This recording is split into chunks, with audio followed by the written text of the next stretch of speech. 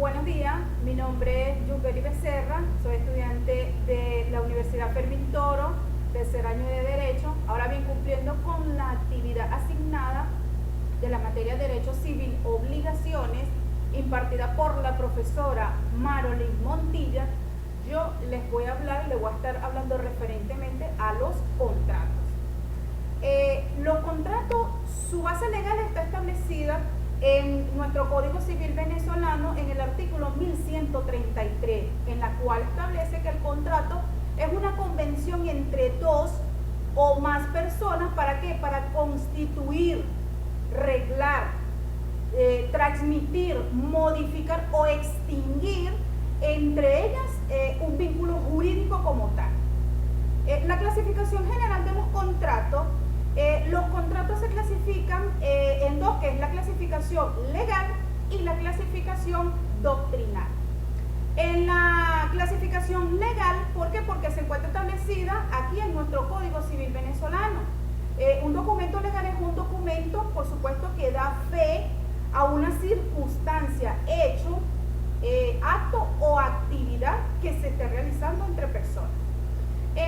La clasificación doctrinal, ¿por qué es doctrinal? Porque no está establecida en nuestro Código Civil venezolano.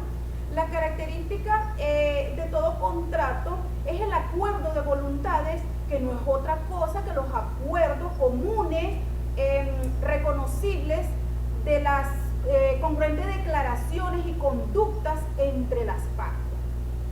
En cuanto a la forma, porque el documento se forma tan pronto como el autor de la oferta tiene conocimiento como tal de la aceptación de la otra parte. Su base legal está establecida en el artículo 1137 de nuestro Código Civil venezolano.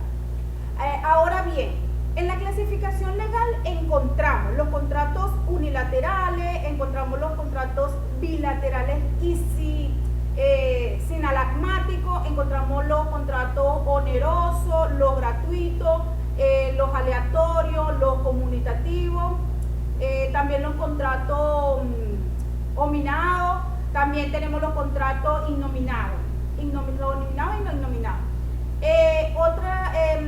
Y en la clasificación, ya la que le dije, la legal, en la clasificación doctrinal encontramos los contratos de cumplimiento instantáneo o de tracto instantáneo y los contratos de cumplimiento sucesivo o de tracto sucesivo. También encontramos los contratos consensuales, encontramos los contratos de adhesión, los contratos principales, los accesorios, los contratos paritarios, también tenemos los contratos reales y los contratos solemnes como tal. En cuanto a la formación de los contratos, su formación procede de dos formas. Una, que es la manera, por supuesto, la manera ya instantánea.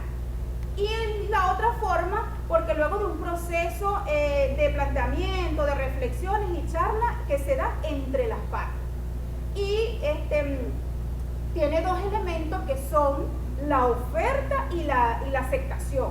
En cuanto a la oferta, es la proposición unilateral de una persona denominada, vamos a decir así, oferante, dirige a otra persona denominada, vamos a decir, destinatario, donde le comunica su deseo de celebrar con ella un contrato como tal.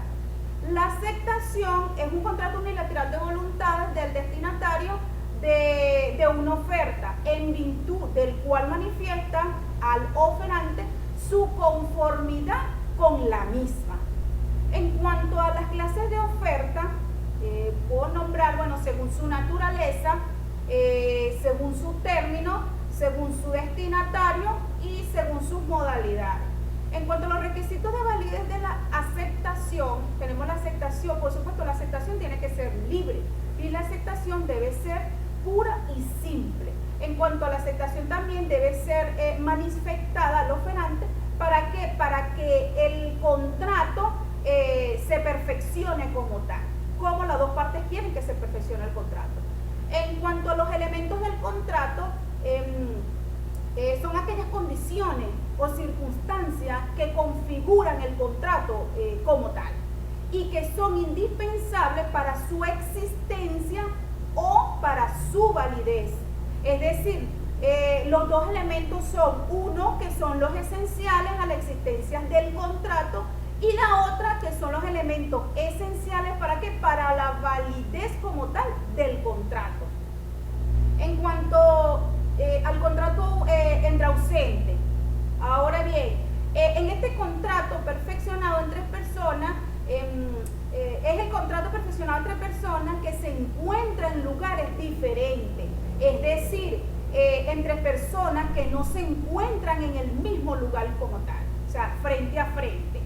Y por eso surge la necesidad de señalar el momento y el lugar.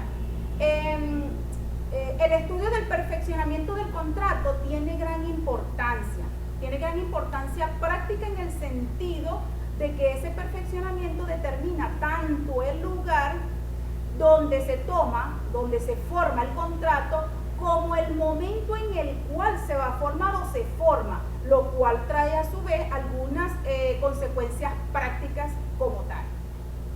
En cuanto a la fase o momento en los cuales puede perfeccionarse el contrato intraausente, estas son las fases, en las cuales según la doctrina existen 4 fases como tal. Primero la declaración, segunda fase la expedición o emisión, la segunda fase es la recepción y la cuarta fase es la del conocimiento.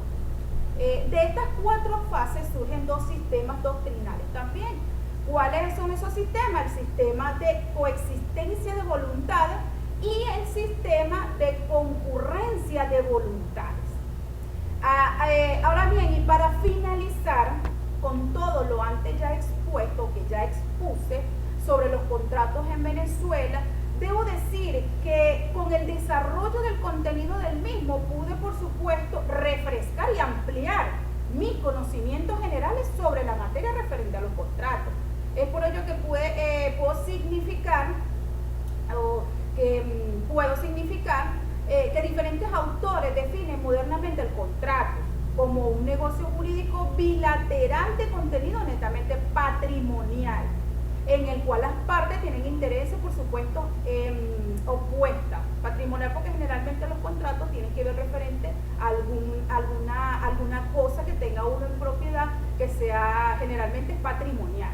Y de igual manera, por supuesto, aprendí los contratos necesita de la manifestación inequívoca de la voluntad de las partes, por supuesto, que conforman ese acto jurídico. Por tanto, el contrato entre presentes estará en vigencia en el momento de la manifestación simultánea de esa voluntad o de la voluntad, y que cuando la manifestación de la voluntad se da en momentos diferentes, a esta se le denomina contratos entre ausentes. Muchas gracias por su atención.